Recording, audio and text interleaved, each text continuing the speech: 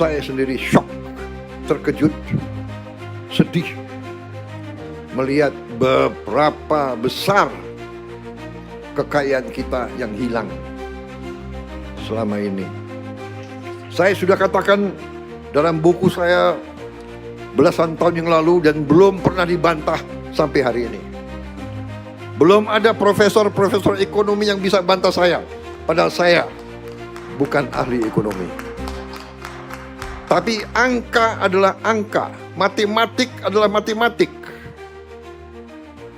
Saudara-saudara, apa yang saya sampaikan belasan tahun yang lalu, yang terjadi di Indonesia ini adalah mengalir keluar kekayaan bangsa Indonesia ke luar negeri. Dalam bahasa yang keren, bahasa Inggris, yang terjadi adalah net outflow of national wealth. Ada yang mengatakan rupiah kita lemah, ini dan itu. Ya karena kekayaannya keluar. Kalau darah kita, tiap hari darah kita keluar, di ujungnya badan kita kolaps, mati. Guys, ada pemandangan super menarik nih dari Bangkalan, Madura. Presiden Prabowo Subianto hadir di penutupan Munas Alim Ulama dan Konbes NU 2026. Begitu pintu mobil kepresidenan kebanggaan kita, Maung Garuda terbuka, Pak Prabowo langsung disambut hangat dan solid banget sama barisan Banser NU. Vibes-nya beneran pecah dan bikin merinding.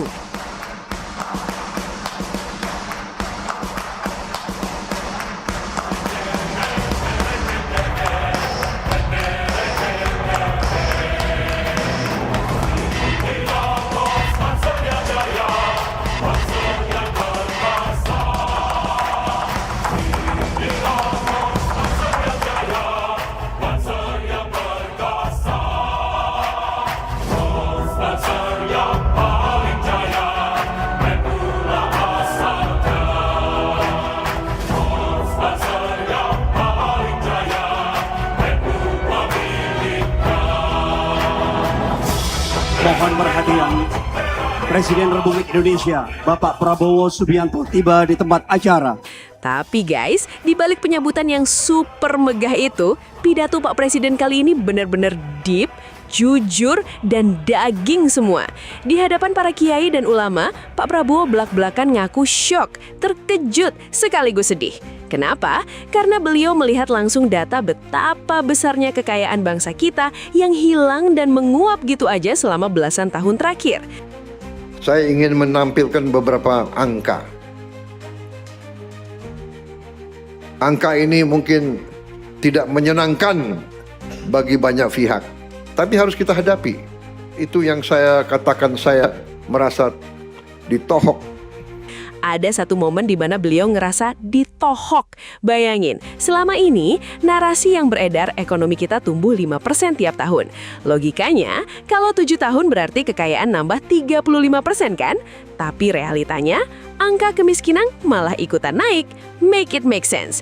Pak Prabowo tegas nyebut kalau ini berarti ada yang salah sama sistem kita. Pertumbuhan ekonomi cuma dinikmatin segelintir orang. Beliau juga nge-spill akar masalah kenapa nilai tukar rupiah kita sering loyo. Jawabannya nyesek banget. Net outflow of national wealth, alias kekayaan bangsa ini terus-terusan disedot dan kabur ke luar negeri. Gak main-main guys, angka kebocoran negara kita nembus 2.500 triliun rupiah setiap tahunnya. Saking valid dan berbahayanya fakta ini, Pak Prabowo sampai notis kalau buku yang beliau tulis belasan tahun lalu soal kebocoran ekonomi ini, sampai detik ini nggak ada satupun profesor atau pakar ekonomi yang berani atau bisa membantahnya. Savage. Nah, penasaran kan gimana Pak Prabowo bertekad buat berantas mafia, menutup kebocoran ini dan spill detail lebih jauh bareng para ulama NU? Biar nggak penasaran dan setengah-setengah nangkap infonya, skuy langsung aja kita simak pidato lengkap Presiden Prabowo Subianto yang mind-blowing ini. Check this out.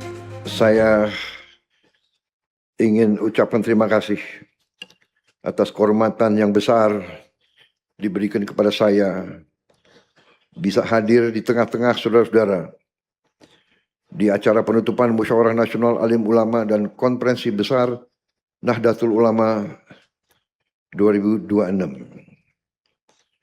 Terima kasih atas sambutan yang luar biasa. Memang saya merasa selalu nyaman di tengah-tengah keluarga besar Nahdlatul Ulama. Nyaman dan aman, merasa aman. Sambutan yang demikian besar kepada saya, masalah memang saya kenal keluarga besar Nahdlatul Ulama dari sejak kecil, karena dulu saya tetangganya keluarga Gus Dur di Jakarta. Dan yang putri saya memang dari NU.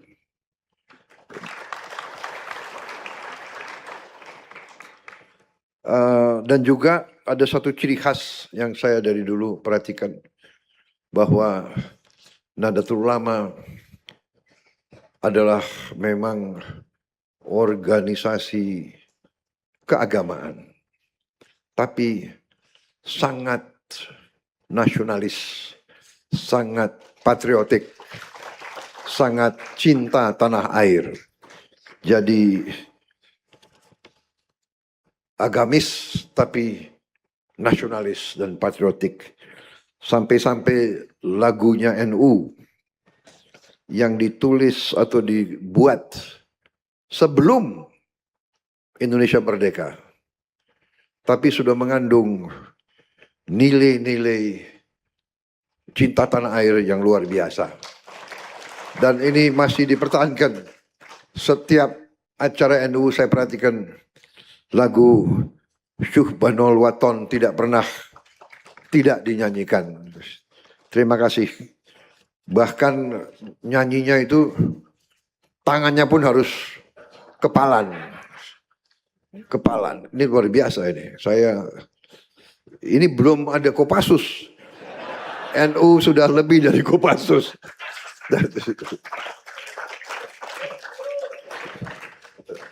Sekarang apa itu ya? TNI kan ada itu. Kalau foto salam komando. NU sudah dulu sebelum kemerdekaan sudah salam komando itu. Jadi saya terima kasih saya diundang, dan terima kasih atas dukungan keluarga besar NU. Keluarga besar NU selalu tampil di saat bangsa Indonesia dalam keadaan sulit. Keluarga besar NU adalah faktor stabilisator, faktor yang bisa membuat aman bangsa dan negara. Saudara-saudara sekalian, karena itu saya yakin dan percaya bahwa Nahdlatul Ulama akan selalu punya peranan yang positif, yang baik untuk bangsa dan negara. Nahdlatul Ulama organisasi para kiai, para ulama. Para kiai dan para ulama adalah menurut saya tokoh-tokoh yang paling dekat dengan rakyat. Paling dekat apalagi dengan rakyat di pedesaan. Karena itu para kiai, para ulama faham, mengerti apa yang dirasakan rakyat. Para kiai dan para ulama merasakan apa yang dirasakan rakyat paling bawah. Karena itu ada suatu perkembangan alamiah. Karena tentara, pejuang, polisi dan aparat juga berasal dari rakyat. Karena itu ulama, pemerintahan, tentara, kepolisian sesungguhnya faham dan mengerti perasaan rakyat.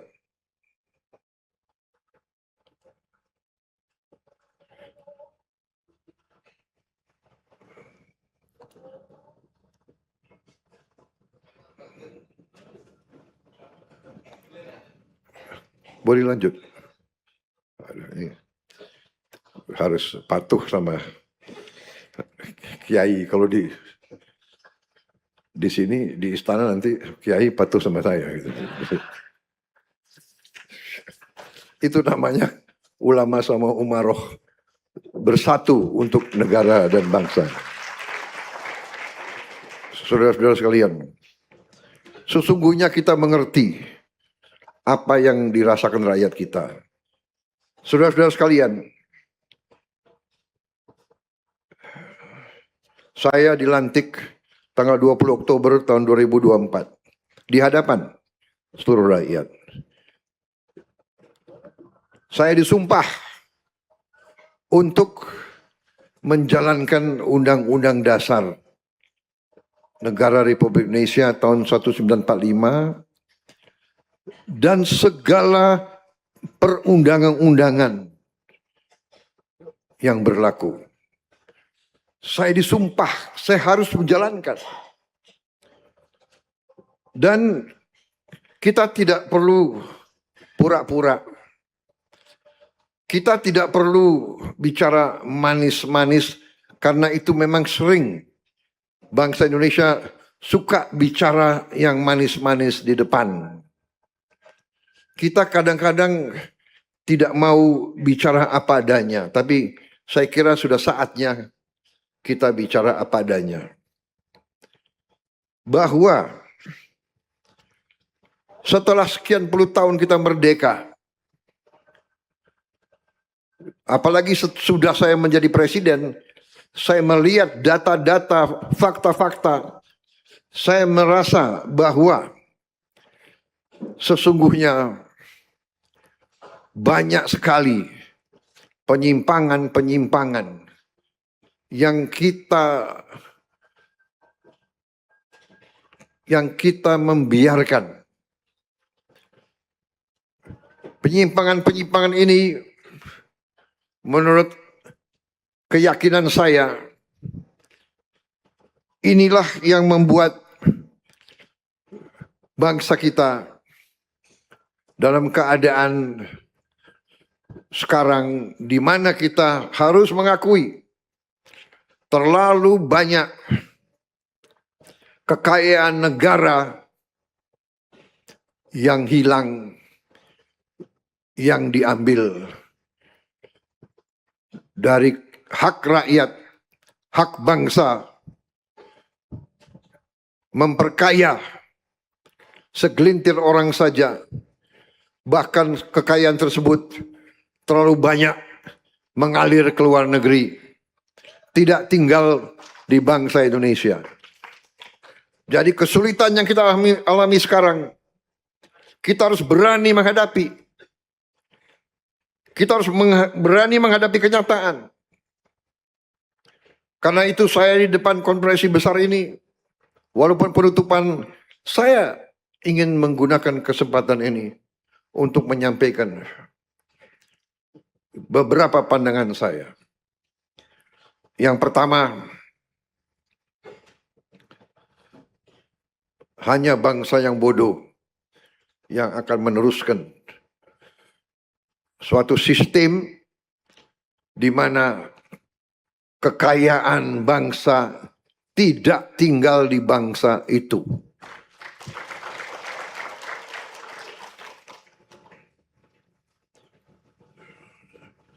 Saudara-saudara sekalian, saya baru kurang lebih 18 bulan memimpin pemerintahan.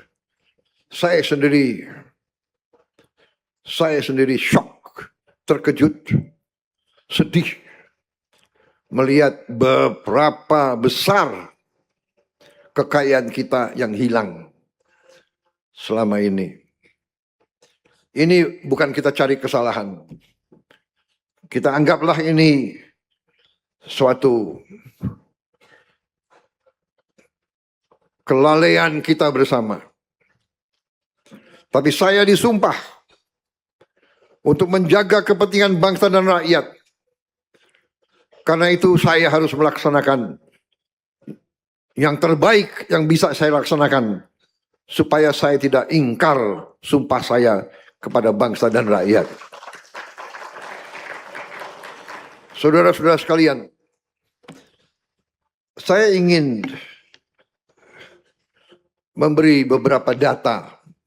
Karena para ulama adalah pemimpin yang paling dekat sama rakyat. Para ulama berhak untuk mengerti. Saudara-saudara sekalian,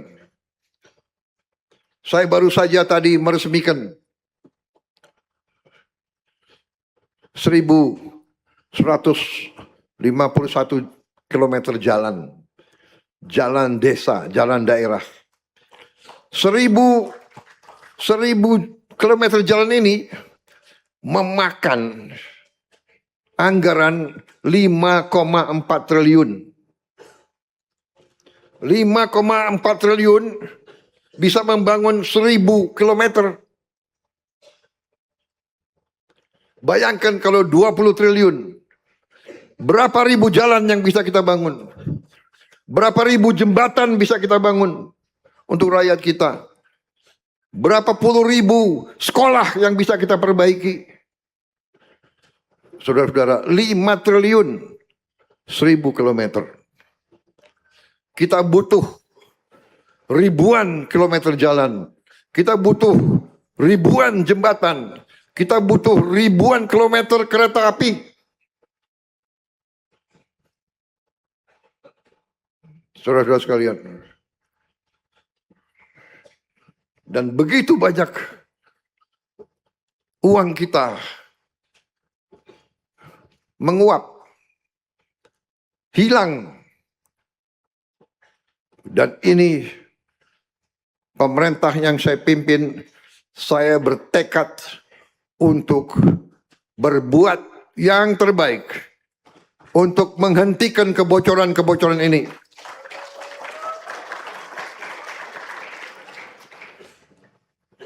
Pemerintah saya telah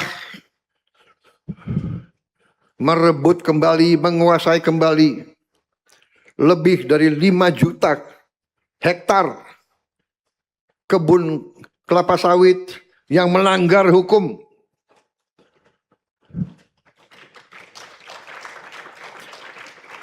Yang tidak sesuai peraturan.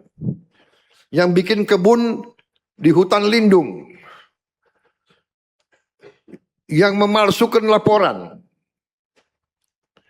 Kita telah menutup ratusan tambang-tambang tanpa izin. Tambang-tambang tanpa izin. Jadi dianggap seolah-olah nggak ada negara. Ada satu tambang yang sudah dijalankan 8 tahun tanpa izin. Tenang saja dia. Dan ada tambang-tambang yang tiap bulan keluar ratusan miliar rupiah.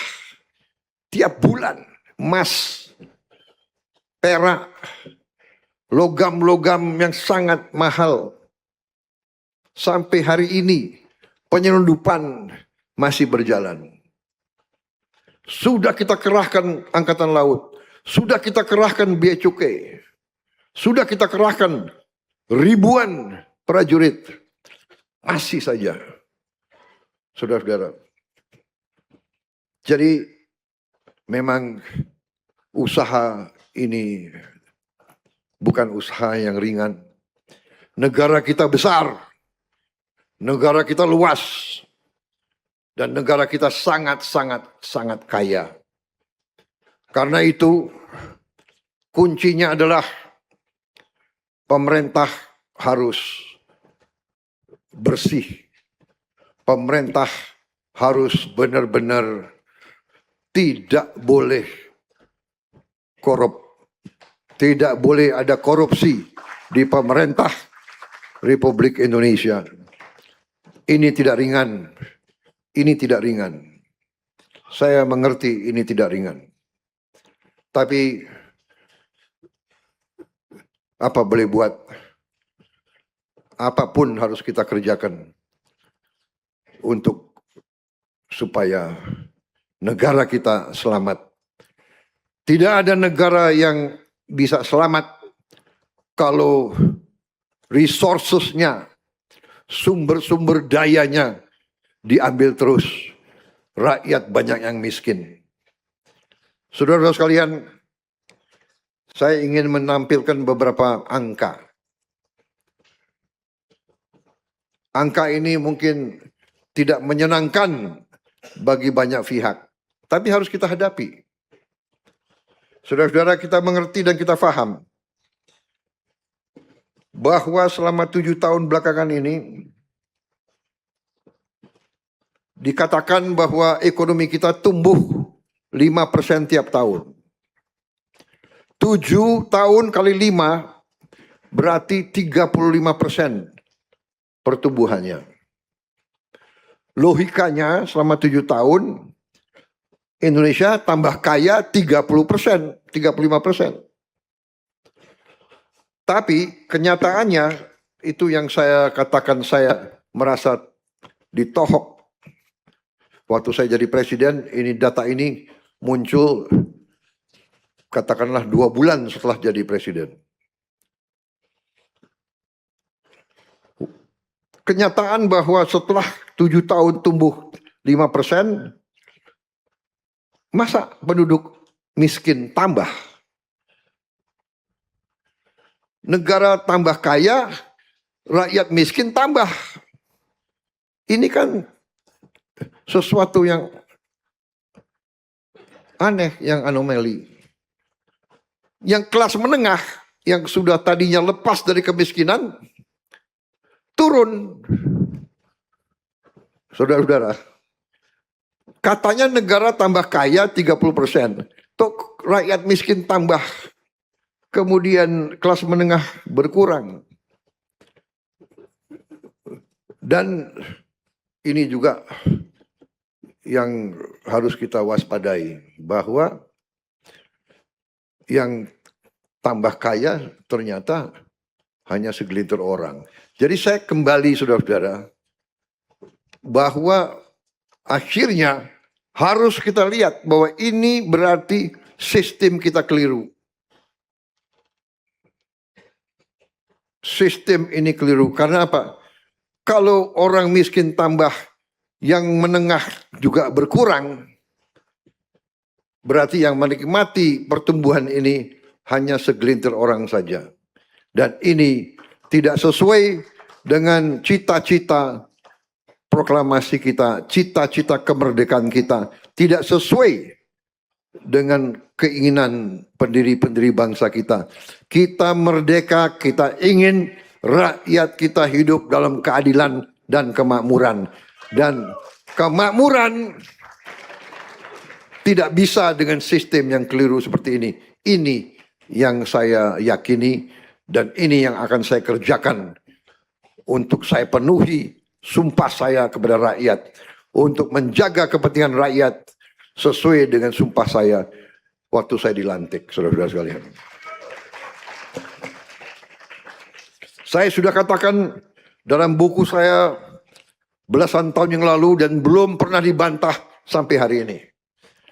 Belum ada profesor-profesor ekonomi yang bisa bantah saya. Padahal saya bukan ahli ekonomi. Tapi angka adalah angka. Matematik adalah matematik. Saudara-saudara, apa yang saya sampaikan belasan tahun yang lalu, yang terjadi di Indonesia ini adalah mengalir keluar kekayaan bangsa Indonesia ke luar negeri. Dalam bahasa yang keren, bahasa Inggris, yang terjadi adalah net outflow of national wealth. Kekayaan nasional kita mengalir ke luar negeri. Dan sekarang ini diakui oleh PBB. Angka-angka PBB mendukung premis saya sekian belas tahun yang lalu. Dari PBB, Comtrade, ya, United Nations Comtrade, yang diolah oleh Dewan Ekonomi Nasional kita. Kalau kita lihat selama 22 tahun, bangsa Indonesia sebagai bangsa sebenarnya telah untung. Hanya 5 tahun kita tidak untung. Agak kurang. Tapi dari 22 tahun, 17 tahun kita untung. Dan keuntungan kita adalah 436 miliar dolar selama 22 tahun. Kali 17 ribu. Berapa triliun. Kemudian kalau kita lihat selama 42 tahun. Kekayaan kita sebenarnya adalah 683 miliar dolar.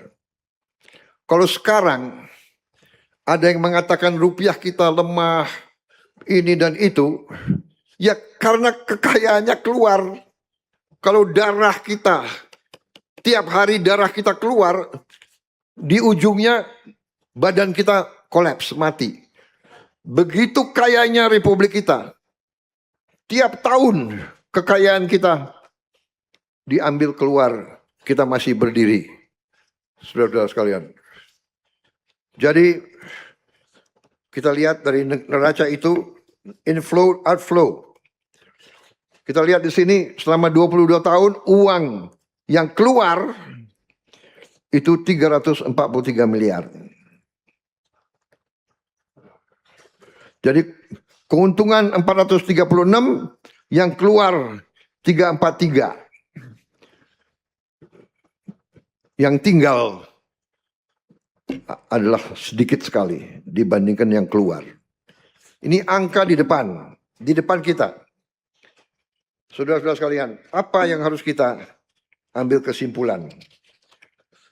Ternyata sekali lagi dari PBB yang terjadi adalah yang disebut under invoicing atau laporan palsu.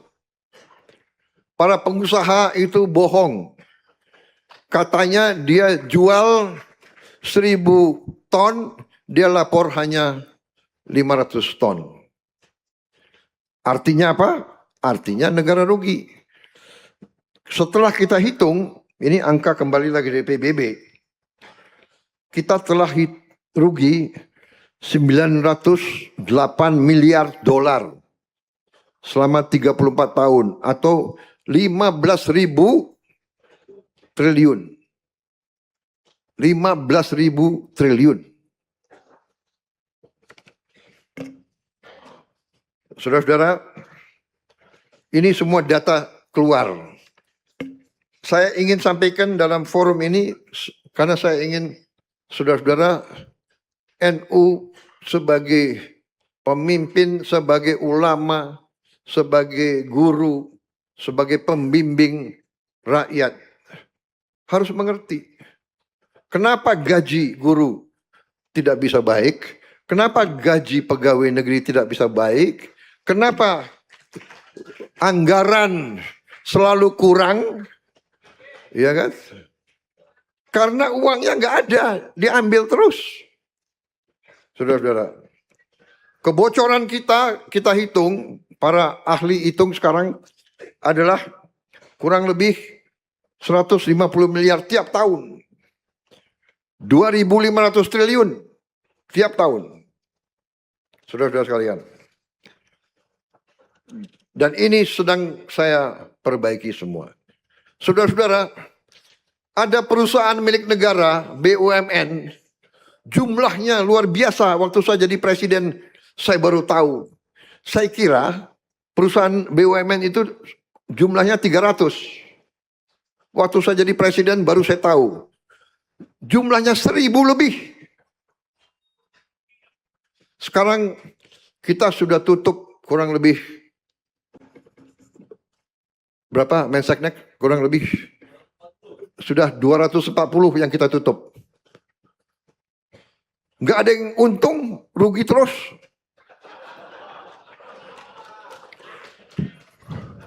Perusahaan negara milik rakyat 200, kalau tidak salah kita ujungnya akan menutup kurang lebih 800 perusahaan negara. Minimal 700 lah. Anda bisa bayangkan yang sudah kita tutup 240. Ya benar, Menseknek 240. Itu kalau dihitung umpamanya 4 direksi sama 4 komisaris, itu 8 kali 200, 1.600. Kalau gajinya masing-masing 50 juta rupiah sebulan, berapa itu? Dan ada yang gajinya bisa di atas itu. Sudah rugi, minta bonus lagi. Sudah kita tutup. Kita menghemat triliunan hanya dari nutup perusahaan-perusahaan yang nggak benar. Dan itu caranya para direksi itu nutupi korupsi mereka. Jadi saya perintahkan